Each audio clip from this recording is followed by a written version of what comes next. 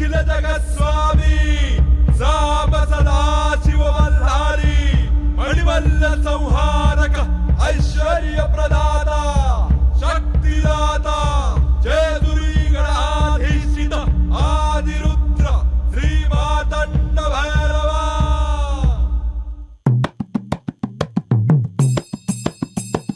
जय देवा जय देवा जय देवा जय देवा जय देवा जय शिव मार्तंडा।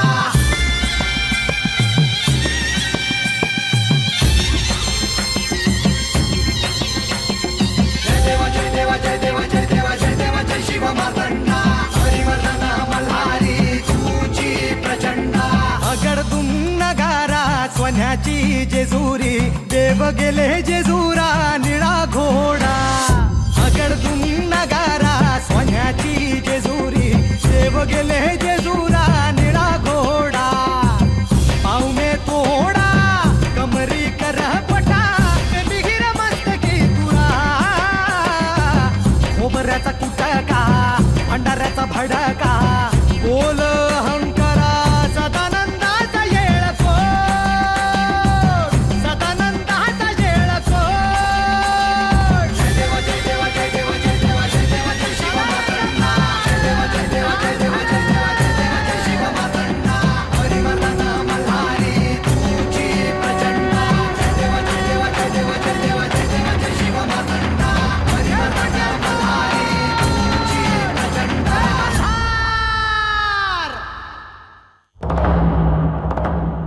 देवा, आम्हाला येण्याची आज्ञा असावी। देवेंद्र, शचीदेवी, आपलं जेजुरी गडावर स्वागत आहे। शचीदेवी, आत यावं।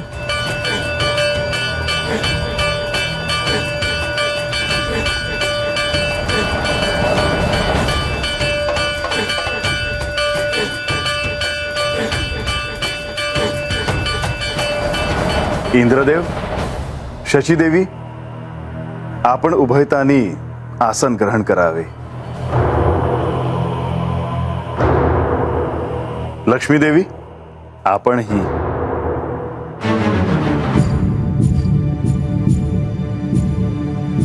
देवा, कोणतीही पूर्वसूचना न देता आम्ही आलो। आपण इथे आलात त्याचा मला आनंदच आहे। नळदुर्गाला माझा आणि बानूचा विवाह झाला त्यानंतर आपली भेटच नाही। देवा, खरं तर बानूच्या विवाहानंतर गडावर राहण्याची माझी खूप इच्छा होती। इथे येण्यासाठी भविष्यात आपण कोणताही संकोच मनात बाळगू नका।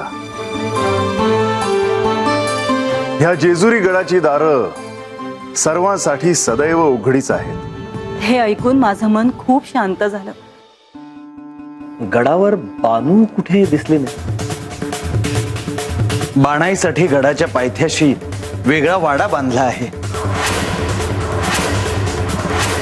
चिंता नसावी, प्रत्यक्ष विश्वकर्मांनी ती वास्तू उभारली आहे। आणि मग म्हाळसा देवी त्या गडावरच असतात। त्यांना जर आधी ठाऊक असतं की आपण येणार आहात तर त्या स्वतः स्वागतासाठी आल्या असत्या। नाही नाही, त्याची खरंच आवश्यकता नाही। इंद्रदेव, इथे येताना आपण कोणते कार्य ठरवून आला आहात का? तसे असेल तर सांगावे। देवा, आपले दर्शन व्हावे हाच हेतू होता आणि शचीचा आग्रह होता इथे येण्याचा। शचीदेवी, काय इच्छा आहे आपली? विवाहानंतर मी माझ्या कन्येला स्वगृही बोलाविले नव्हते। तिच्या पतीचे आदरातिथ्य सन्मान केला नव्हता। आमच्याकडून या परंपरेचा योग्य मान राखला गेला नव्हता। पण आपण उभयतांनी स्वर्गलोकी येऊन आम्हास आदरातिथ्य करण्याची संधी द्यावी ही प्रार्थना।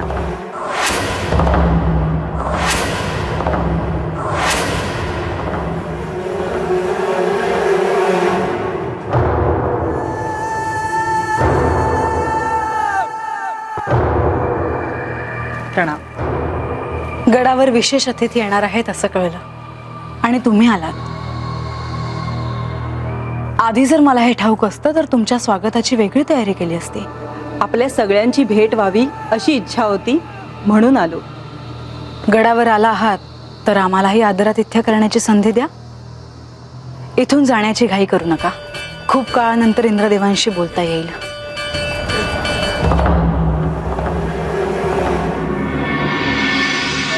हे सुंबरान मांडेल गा सुंबरान मांडेल.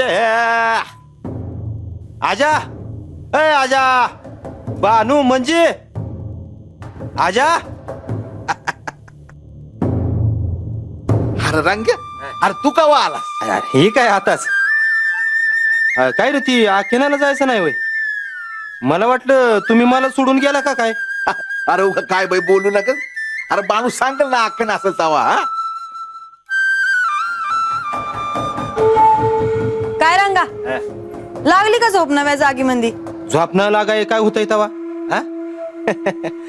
नाही पर कालच्याला झोपच नाही लागली धड. किती बी नाही म्हणलं तरी डोसक्यात तोच विचार.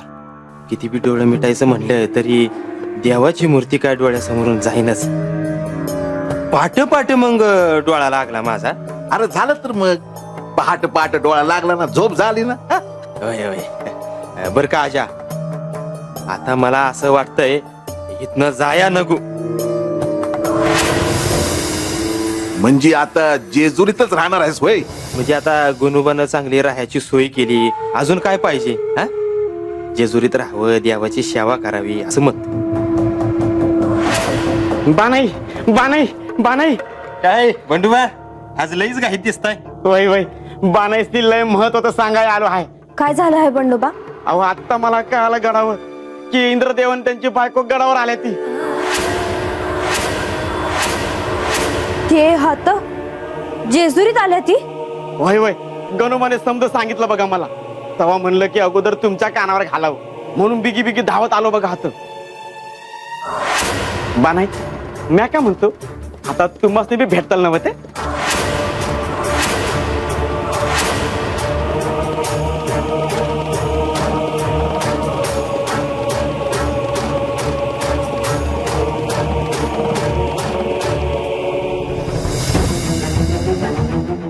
म्हाळसा, तरी मला गणेशाने सांगितलं होतं की काहीतरी घडणार आहे म्हणून. लक्ष्मीदेवी मला म्हणाल्या होत्या की बानूचे खरे आईवडील येणार आहेत म्हणून, आणि तसंच झालं. पण ते आत्ता येतील असं मला वाटलं नव्हतं. पण तू एवढी अस्वस्थ का होते आहेस? कारण त्यांना आमच्या मूळ रूपाचे सत्य ठाऊक असणार. शची देवी या बानूच्या आई आहेत आणि आई म्हटल्यावर ते आपल्या मुलीला सत्य सांगण्यासाठी सगळे नियम बाजूला ठेवून इथे आले असतील. आणि तसं झालं तर बानूला तुझ्या आधी कळेल ती कोण आहे ते. आणि ठरल्याप्रमाणे जिला आधी कळेल ती देवांसोबत कैलासात जाईल. मग तुझं कसं होणार म्हाळसा? मी गप्प बसेन असं वाटतं का तुला लतिका? कुणीही यावं, काहीही करावं, आणि तेही माझ्या आयुष्यात, हे एवढं सोपं नाही. इंद्रदेव याआधी जेव्हा मला भेटले तेव्हा मी त्यांना खूप ऐकवलं आहे, अगदी अपमान होईपर्यंत. पण असं आहे का की ते सूड घ्यायला आले आहेत? तसं असेल तर तू एकटी पडली आहेस म्हाळसा. गणोबा मला म्हणला की ते देवांचा राजा आहे की, समज सांगितलं मला त्यांनी. तेव्हा मला आख्यान मंदी नारद मुनींनी सांगितलेलं आठवलं बघा.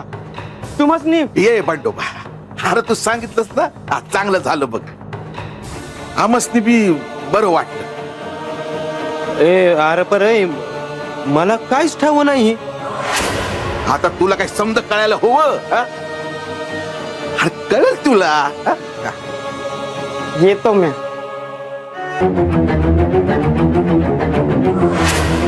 ए ए आजा, अरे काय चाललंय काय, मला काय कळना झालंय. रंग्या घबरा बरं तू. चल, अरे काम आहे, चल तुला सांग. अगं नाही, पर काम आहे तिकडे, चल. बानू,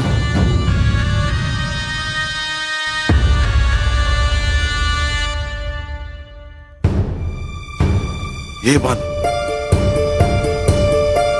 बा, मला हे समज कळणं झालं आहे. हे काय चाललं आहे? 2 दिवस सुखाचं बघावं म्हणलं तर ते नाही, काय ना काय घडतच असतंय. अगं त्यांचं देवाकडे काहीतरी काम असेल बघ, म्हणून आले असतील ती. मनापासून सांग, खरंच असं असं? मला नाही वाटत र त्यासनी मला भेटायचं असणार, पण मला नाही भेटायचं त्यासनी.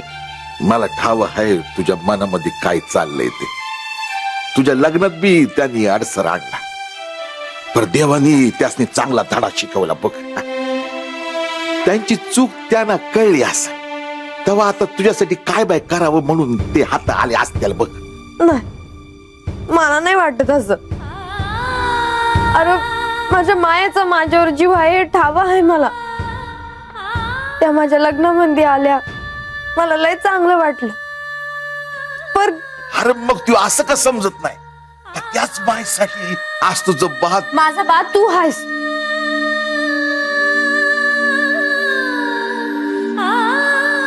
तू मला वाढवलं आहे, तुझ्यामुळे मी जगले आहे. त्यांनी तर रानात सोडून दिली होती मला मराया. ए उगा डोसक्यात राग घालून घेऊ नकस. असं समज ना का तुझ्या मायसाठी, म्हणजे तुझ्या मायला बरं वाटावं म्हणून ते हात आले असत्या. मला बी मायाला भेटावं वाटतंय. झालं की मग डोळे पुस. त्यांना भेटायची इच्छा आहे ना, मग भेट. अगं तू जशी माझी पोर आहेस तशी तू त्यांची बी लेक आहेस. नाही म्हणू नगस मायच्या इनवडीला.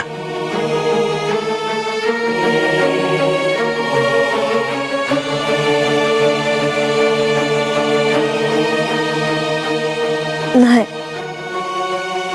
मी त्यासनी नाही नाही म्हणणार, तर मी फक्त मायालाच भेटणार. मी त्या इंद्रदेवासनी नाही भेटायची.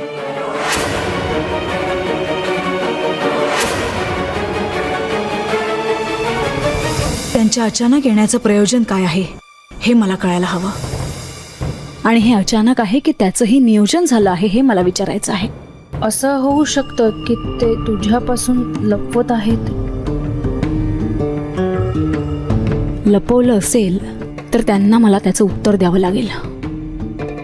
पण एक आहे हा माणसा, तुझ्यामुळे मला या सगळ्या देवांना पाहता आलं. नेवासीत असते तर मला हे कधीच समजलं नसतं. देवांचंही हे असं असतं हे मला तुझ्यामुळे समजलं. असं म्हणजे कसं? काय समजलं तुला? हेच की तुला तुझ्या दृष्टीने पाहून त्यांचं स्वरूप कळणार नाही लतिका. हे एवढं सोपं नाही. इंद्रदेव तुला इथे गडावर दिसत असले तरी स्वर्गाचे राजे आहेत ते. त्यांना कमी लेखू नकोस. क्षमा असावी.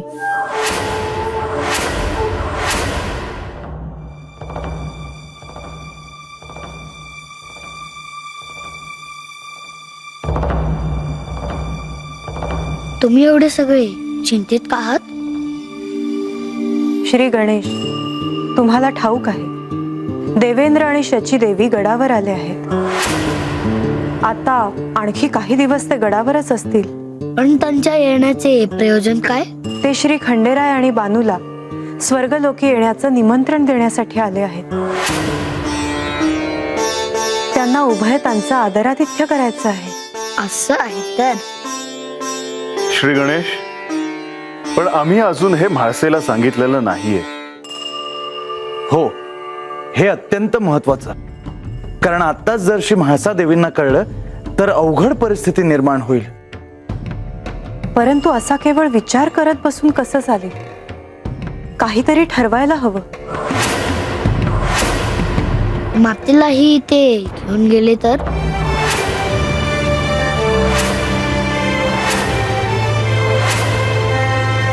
तसं झालं तर प्रश्नच सुटेल.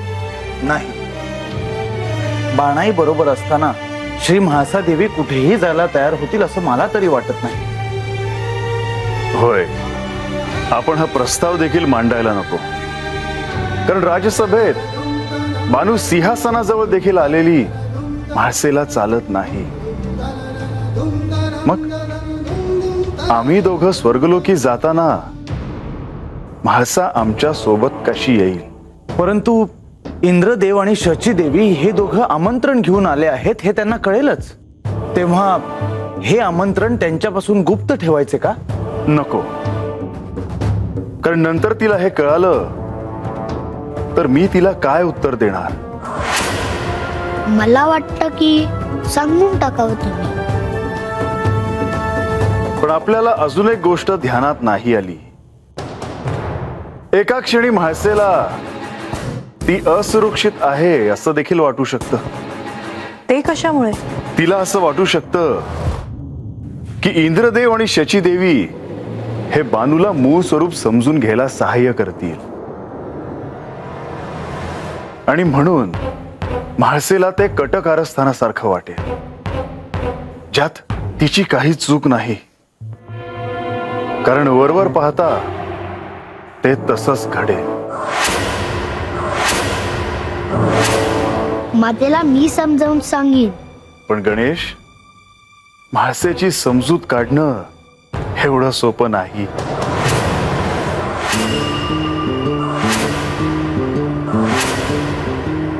मी म्हाळसाला भेटून येते.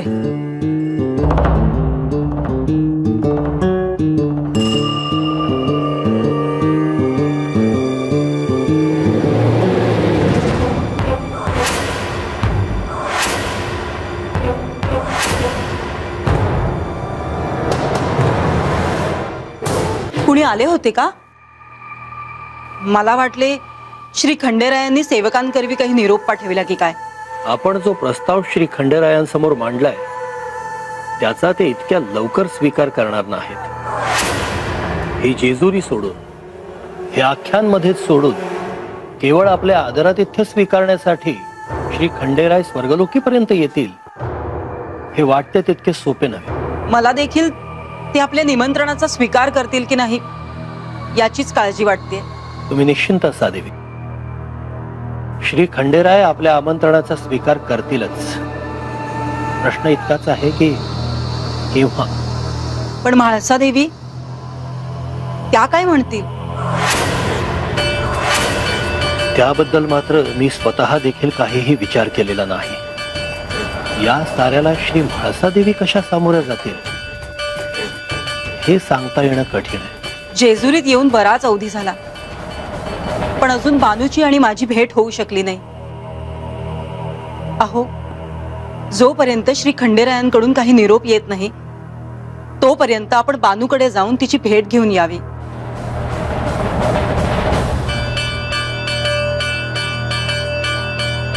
आता ती विवाहानंतर कशी आहे हे मला पाहायचे आहे. तुमची एवढीच इच्छा असेल तर तुम्ही बानूला भेटायला जाऊ शकता. तुम्ही नाही येणार तिला भेटायला? माझी कितीही इच्छा असली तरी मला श्री खंडेरायांच्या निरोपाची प्रतीक्षा करणं भाग आहे. तुमचे म्हणणे योग्य आहे. तोवर मी जाऊन बानूची भेट घेऊन येते.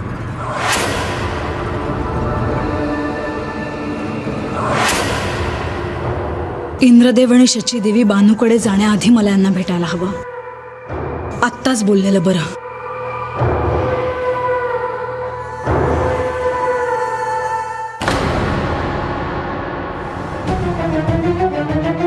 मी तुम्हालाच भेटायला येत होते. मी यांना भेटायला चालले होते. मग तुम्ही या भेटून. आपण नंतर बोलू हवं तर. नाही, बोला, तुम्ही काय बोलणार आहात?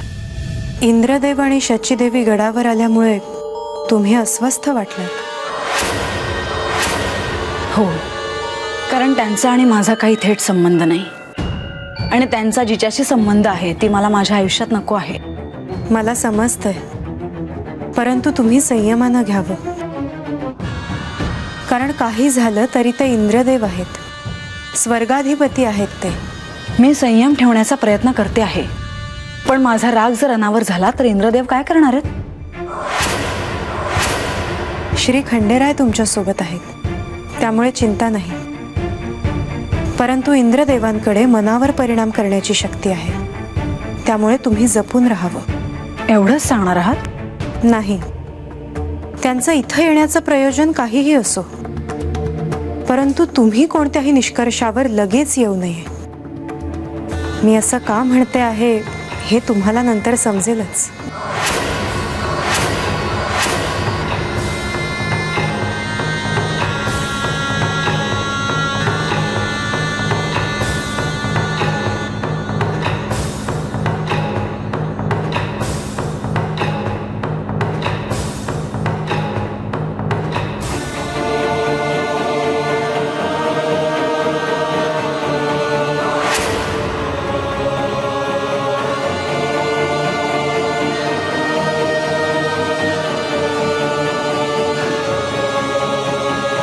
तुम्हाला भेटून आनंद झाला आणि हा जेजुरी गडही पाहता आला.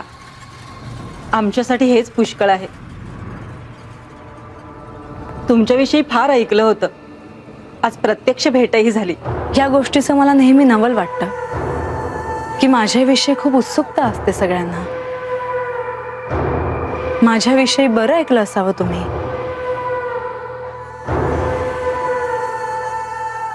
शचीदेवी, तुम्ही कुठे जात आहात का? हो, बानूकडे जायला निघाले होते.